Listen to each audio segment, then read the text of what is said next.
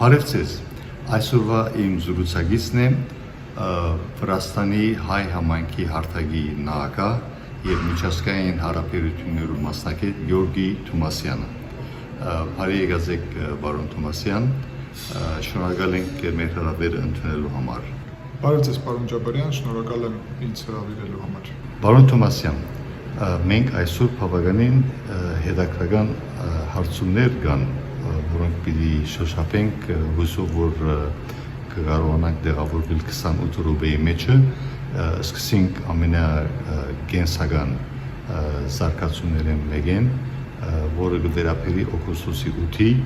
Հայաստան և Ամերիկայի Միացյալ Նահանգներ երկկողմ համաձայնությունը, զույգ պայմանագիրները և երակողմ Ամերիկա, Հայաստան և Ադրբեջան, որոնք վերապերին Հարավային Կովկասի և ամենակարևորը հյուսիսի և հարավի միջև, արևելքի և արևմուտքի միջև այն ոսկյա կամուրջին Սյունիքի, որ այսպես կոչված զանգեզուրյան միջանցքը սիրեն կոչել Հայաստանի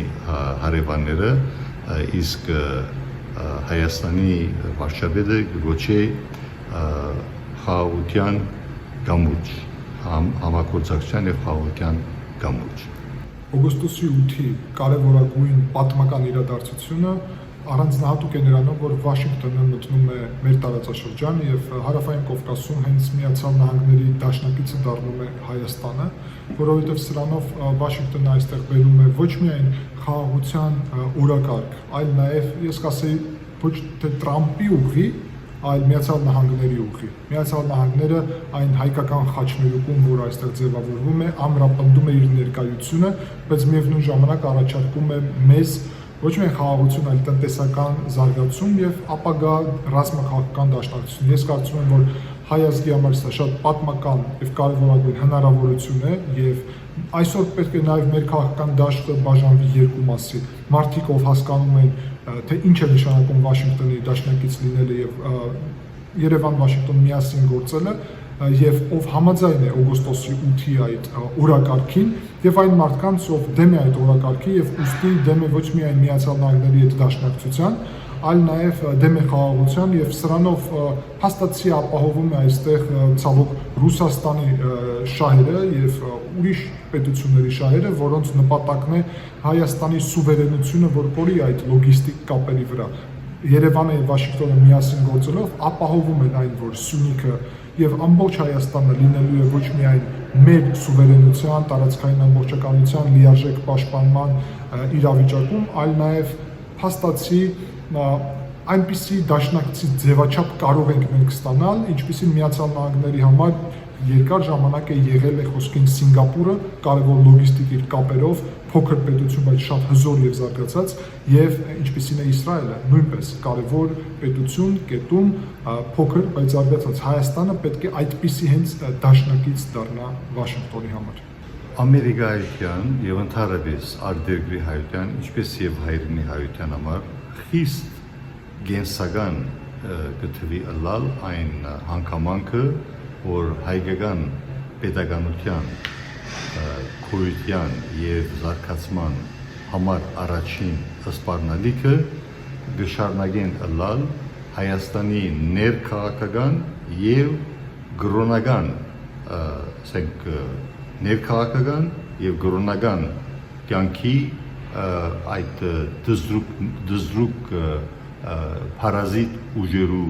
արգայությունը և այս բարակային բարերը գոչել, իրերը պետք է գոչել իրենց անուններով, ներքաղաքական փարազիտներու արգայությունը հանցինս հին ռեժիմական, քողապետական ռեժիմի ղեկավարները Ռոբերտ Քոչարյան, Սերժ Սարգսյան և իրենց թուլաները, ինչպես և իրենց համազոր, համահավասար պարտներ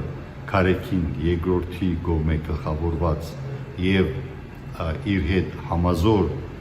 ղեկավար հանդիսացող իր արևմտագից եղբայրը Մոսկվայի եզրասը և Արևմտյան Միացյալ Նահանգներու Հովնան Տերտերյանը և ուրիշներ, որոնք Հայաստանից Արաքելական եկեղեցին արևանկած են ըստ բազմաթիվ ամերիկայերու եւ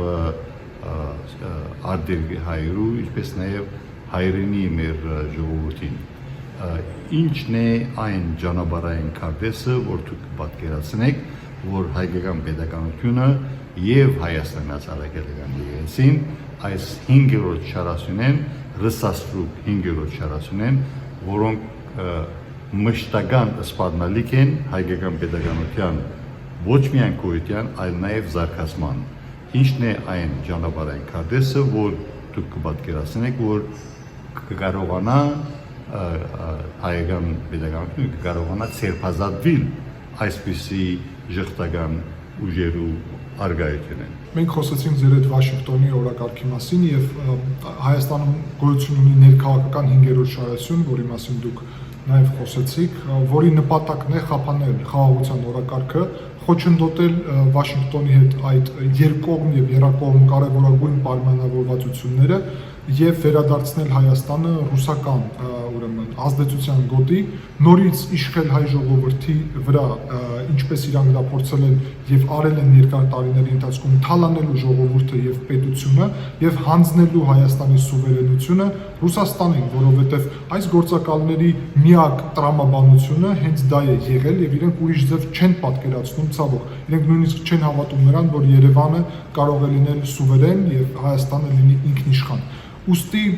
պետք է մենք հասկանանք, որ այս ձևաչափով գլխավոր առաջադրանքը, եթե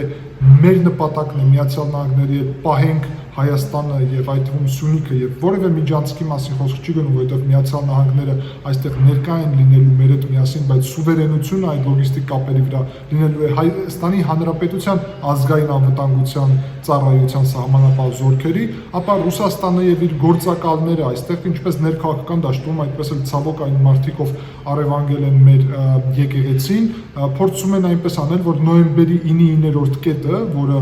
իրանք փորձում են, որ իրականություն դառնա եւ ես կարծում եմ, որ օգոստոսի 8-ի փաստաթղթով մենք իրականում թաղեցինք վերջնական այդ 9-րդ կետը, որտեղ ռուսական FSB-ի ներկայության մասին է խոսք Սյունիքում։ Իրանք ուզում են դա իրականություն դարձնել եւ հիմա մենք տեսնում ենք, որ իրանք տանում են հայրենասիրական հայտարարություններ, որոնք նպաստ ունի ուրեմն խաղաղության օրակարգը խափանել եւ նոր կոնֆլիկտ, նոր հակամարտություն Ադրբեջանի հետ վերսկսել, որի հետևանքում իրանք հասկանում են, որ Ադրբեջանը ներխուժելու է Սյունիքի տարածք, հաշվի առնելով, որ ռազմական բալանսը ի վնաս Հայաստանի է մինչև այսօր եւ դրա շատ պատճառներ կա, այդ թվում այն, որ մատակարարումների ուղիները փակ են եւ Վրաստանի միջոցով, որտեղ ռուս օլիգարխ Բիձինա Իվանիշվիլին հակաամերիկյան իշխանություն է ձևավորել, ուստի Ադրբեջանը ներխուժի Սյունիք եւ այս գործակալները իշխանապողություն, հեղաշրջում այստեղ կազմակերպեն եւ բերեն Սյունիք ռուսական ճակերտներում խաղապահ զորքը, գրավեն Սյունիքը, դարձնեն Պրեդնիստրովիե, Աբխազիայի պես օկուպացված տարածք, Դոնբասի նման, Կրիմի նման այսպիսի ռուսական տարածք վերահսկողության տակ եւ իրենք դրանից հետո Հայաստանը դարձնեն կվազի պետություն, որը այլևս չի կարողանա ոչ Միացյալ Նահանգների հետ, ոչ Եվրոպական միության հետ լուրջ ինտեգրման եւ համագործակցության մասին խոսել։ Ուստի մեր բոլորիս առաքելությունը պետք է լինի ամեն ինչ անենք նրա համար, որ օտար այս գործակալները մենք իրանցից ազատվենք եւ իհարկե այդ նպատակով կարևորագույն նշանակություն ունի 2026 թվականի խորհրդարանական ընտրությունները, որտեղ որ ջախջախից պարտություն պետք է կրեն ռուսական գործակալները, ոչ միայն նախկին իշխանություն Ռոբերտ Քոչարյան, Սերժ Սարգսյանը եւ իրենց կից ուրեմն Արթուր Վանեցյանը, բայց նաև շատ կարևոր է ռուս օլիգարխ Սամվել Կարապետյանը, որը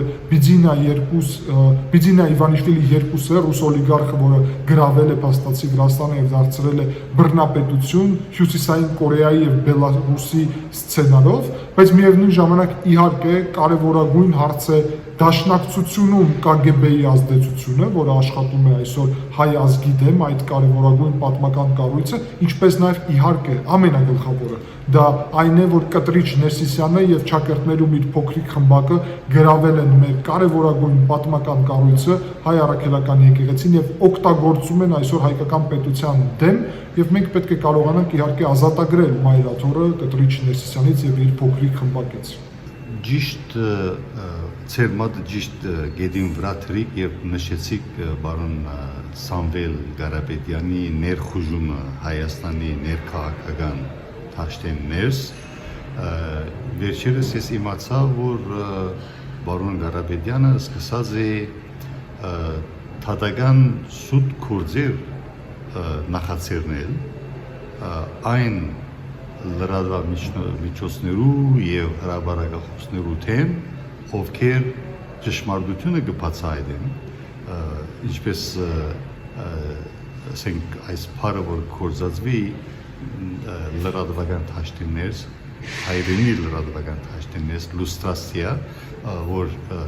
բազմաթիվ արտերկրի հայեր չեն հասկանալ ինչ կնշանակի բայց ամենեկ կենսականը բացահայտումն է եւ այստեղ շատ լուրջ գործընթացը սկսած է ըստ երևույթին որ կսպառնա ազատ մամուլի ճշմարտախոսության հիման վրա առաքելության հզորացման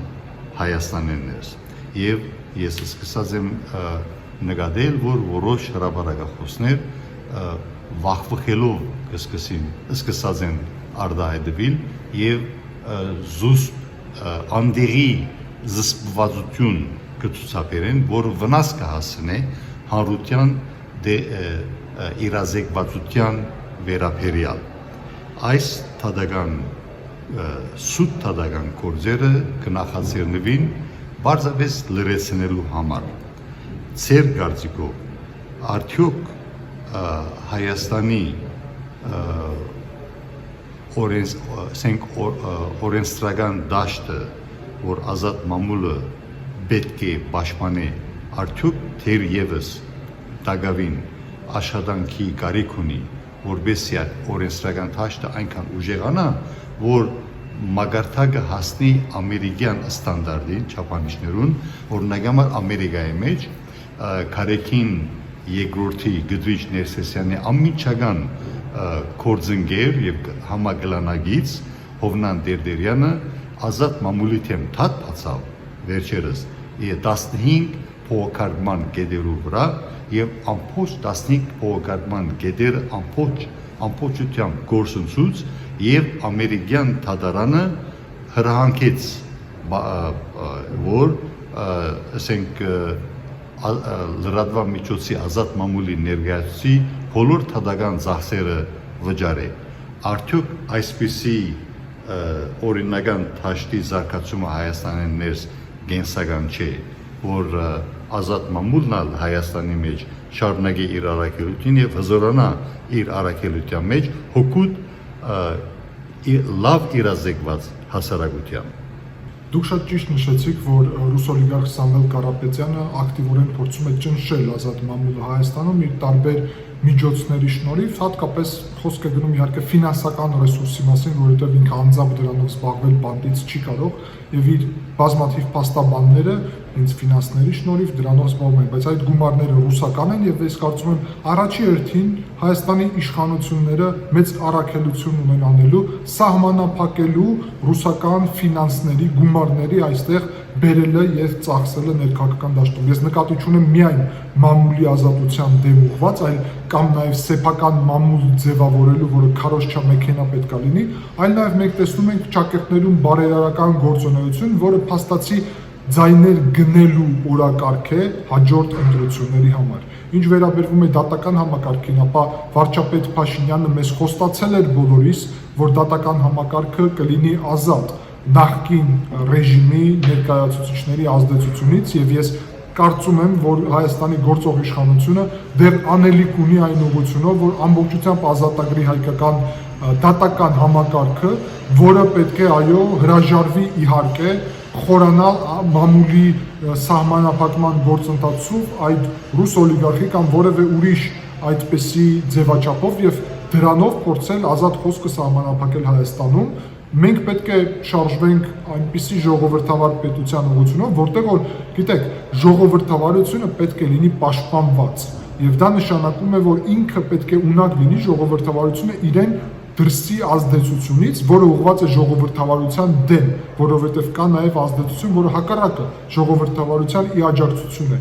ուղղված ժողովրդավարության դեմ քայլերի սահմանափակի եւ լուստրացիան, որը դուք նշեցիք, շատ կարևոր գործընթաց է, որի ուղղությունով մենք դեռ պետք է շարժվենք, որովհետև դա նշանակում է, որ նաև Հայաստանում պետք է ընդունվի օրենսդրական փաթեթ, ըստ որի բոլոր այն մարդիկ, ով ունեցել են կապ ռուսական, սովետական KGB-ի հետ,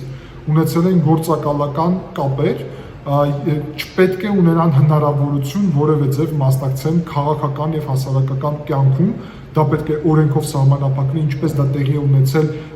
Արևելյան Եվրոպայում սովետական միության փլուզումից եւ Վարշավայի այդ պայմանագրի փլուզումից հետո, բայց միևնույն ժամանակ ես համոզված եմ, որ լյուստրացիան պետք է վերաբերվի նաեւ ռուս օլիգարխներին, այն մարդկանց, ով ռուսական ուրեմն հատուկ ծառայությունների թույլտվությամբ աշխատել է Ռուսաստանում գումարներ եւ իրանց միջոցով Ռուսաստանը փորձում է այստեղ ազդել ներքաղաքական դաշտում, այստեղ գնել Հայաստանի ռազմավարական օբյեկտները եւ այդտեղ նաեւ մարդկանց օգտագործել ինչպես ընտրությունների ռեսուրս եւ շատ ուրիշ ուղղություններով։ Ուստի Հայաստանի իշխանություններին ես միշտ կոչ եմ անում, որ անպայման այս ուղղությունով լուրջ քայլեր ձեռնարկեն, որովհետև վտանգը իրականում հաջորդ ընտրությունների ժամանակ ռևանշի, հաշվի առնելով, որ ռուս օլիգարխ Սամվել Կարապետյանը հսկայական ռուսական միլիարդներ ունի եւ այդ միլիարդները կարող է Հայաստանում ակտիվ ծախսել իր քաղաքական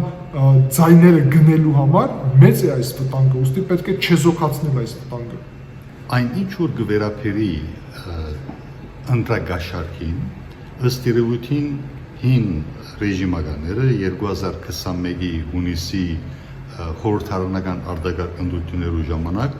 ընտրագաշարքի միջոցով է որ կարողացան խորհրդարան մտնել եւ ընդունել այսպես կոչված ընդդիմության կարգավիճակ, որ իրականության մեջ գեղձ ընդդիմություն է եւ իրականության մեջ թավաճանական խմբավորում է, որ ընտրագաշարքի ճանապարհով հայտնված է խորհրդարանեն ներս եւ առողջ ուժերը, որոնք պետք էին հայտնվել խորհրդարանեն ներս, որպես հավատարիմ հայկական պետականության, հավատարիմ ընդդիմություն, անոնց զլացվեցավ ընդդիմության կարգավիճակը, որովհետեւ այդ առողջ ուժերը մերժեցին ընտրագաշարքի դիմել եւ բարեբախտաբար իշխող գուսակցությունն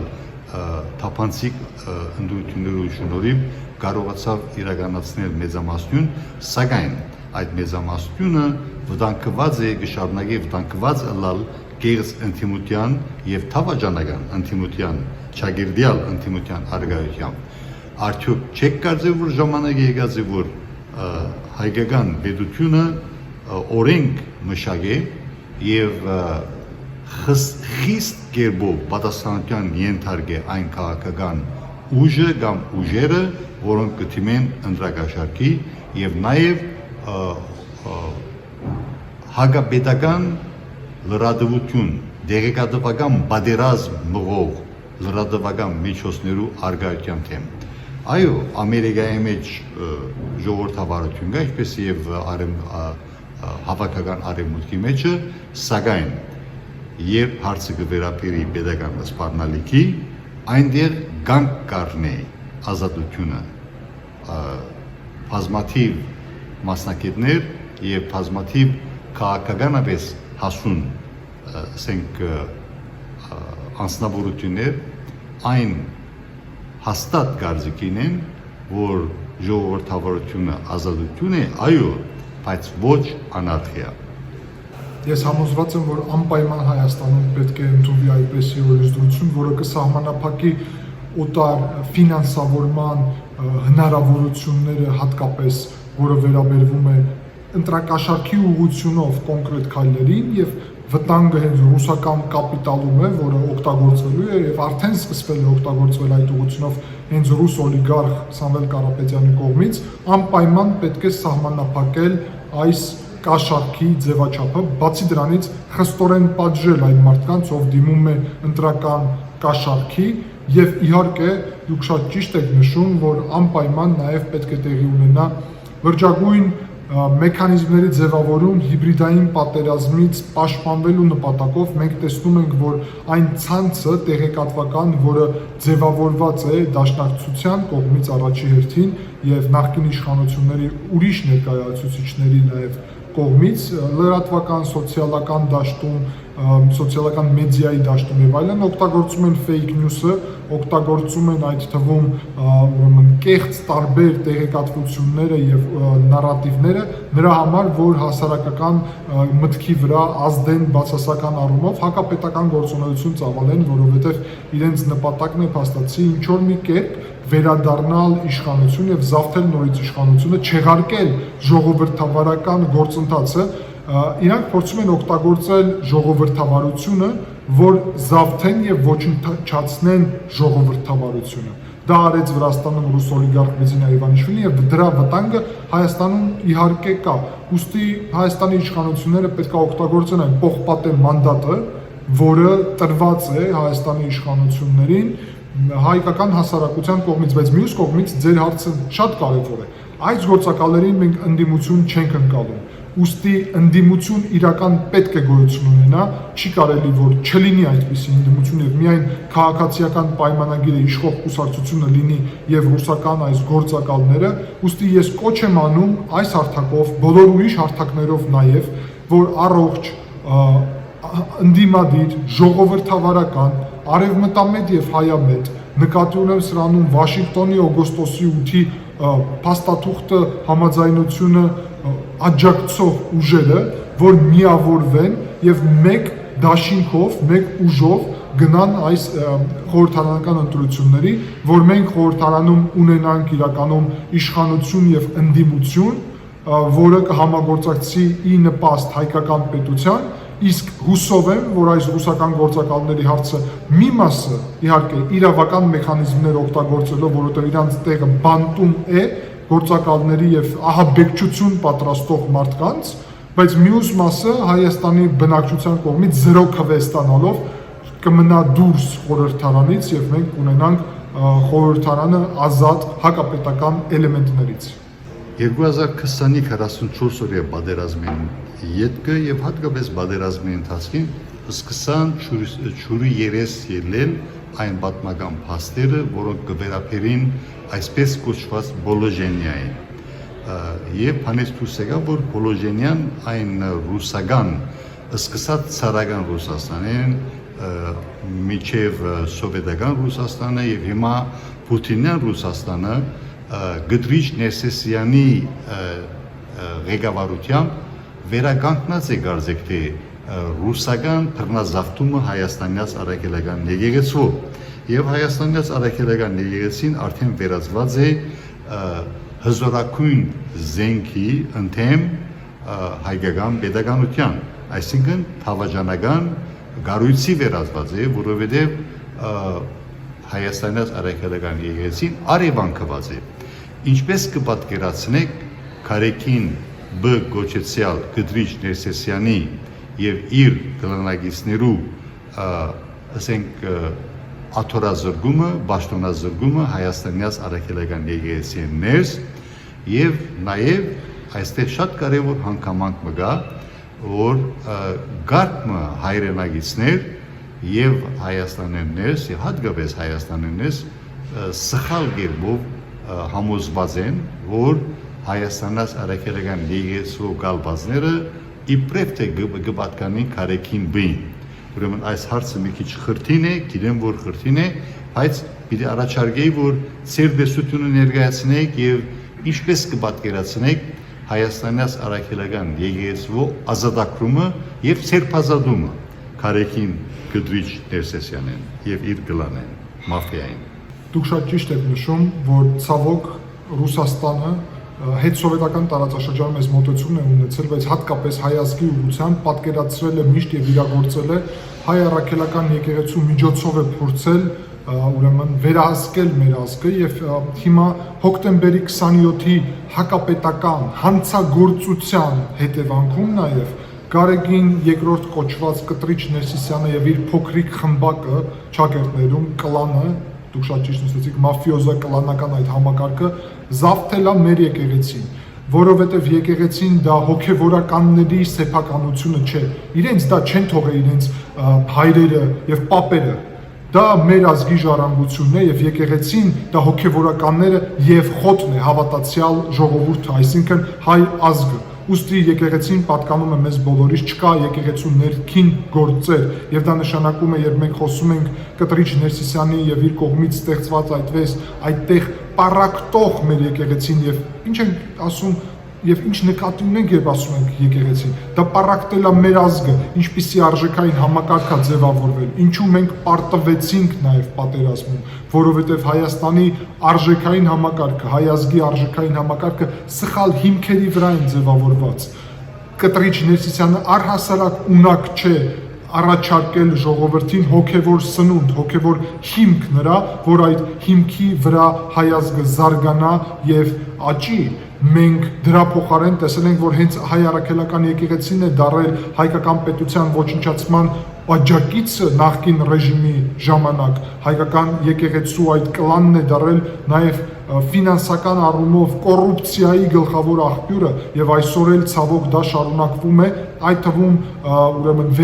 վերին վերադասում մեր եկեղեցու այդպիսի Կտրիչ Ներսիսյանի նմաններին բերելով ինքը իր եղբորն է նշանակել կարևորագույն պաշտոնին, իր գյուղի ուրեմն գյուղացիներ, համագյուղացիներին է նշանակել, որտեղ ձևավորվել է այդպես է կլանային համակարգ եւ մեր քայլերը այդ ուղղությունով իհարկե պետք է լինեն այն, որ հայ առաքելական եկեղեցու զավակները, հավատացյալ ժողովուրդը, ամբողջ մեր ազգը միասին իմ մասնակցությամբ իհարկե վարչապետ Փաշինյանի հոգևորականների, որոնք այս օրերի ընթացքում նաև ակտիվորեն բացահայտում են, որ Կտրիչ Ներսիսյանը KGB-ի գործակալ է եւ ուրեմն խորեն վարդապետ Հովանեսյանը բացահայտ սրա մասին խոսել է, նաև մեղադրել է Կտրիչ Ներսիսյանին զավակներ ունենալու մեջ եւ ասել է, որ խախտել է կուսակրոնությունը եւ ասել է, կոչ է արել Կտրիչ Ներսիսյանին, որ դիմի դատարան եւ դատի տակ խորեն վարդապետ Հովանեսյանին եւ խորեն վարդապետ Հովանեսյանը այդտեղ կապացուցի այդ ամենը։ Ուստի մենք ունենք այդպիսի քահանաներ եւ ուրիշ նաեւ Տեր Արամ քահանա Ասատրյանը հիմա եւ ուրիշ քահանաները, ով միանում են մեր եկեղեցին, իրենց եկեղեցին, մեր բոլորի եկեղեցին ազատագրելու ուղղությամբ եւ ես կարծում եմ, որ այլընտրանք նրա ինչ վարչապետ Փաշինյանը առաջարկեց, որ պետք է հավաքվենք բոլորս ուրեմն վաղար շաբաթում եւ ազատագրենք Վեհարանը Կտրիչ Ներսիսյանից եւ իր փոքրիկ խմբակից, մենք ենք մեծամասնությունը։ Հայ ժողովուրդն է մեծամասնությունը, եթե հաշվես քանի մարդ է Կտրիչ Ներսիսյանի այդ համակարգի մեջ, ապա տասնյակ մարդու, հարյուրավոր մարդուց հեռու դա չի գնում, իսկ մենք միլիոնավոր հայ ժողովրդի զավակներն ենք, ով պատրաստ է եւ համոզված եմ, որ գնալու է եւ ազատագրելու է Մայրաթորը, որովհետեւ դրա շնորհիվ է նաեւ սկսելու մեր ազգի ուրեմն ճիշտ հիմքի, հոգևոր հիմքի վրա կանգնեցնելը, իսկ դրա հիմքի վրա նաեւ սկսենք իհարկե ձևավորել հզոր ազգ եւ պետություն, ինչը մեր համար շատ կարեւոր է։ Շատ ողջունելի է ձեր մոդեցությունը, պարոն Թոմասյան, այո, հայ ժողովրդի զնյալ իրավունքն է, քրիստոնյա հայ ժողովրդի, անոնք ովքեր Սուրբ Միրոնով մգրտված են, անոնք դե ֆակտո եւ դե ջուրե Հայաստանյաց առաքելական եկեղեցու զավակներն են եւ որպես այդպեսին իրենց զնյալ իրավունքն է Վեհարանը ազատելու Կտրիչ Ներսիսյանին եւ իր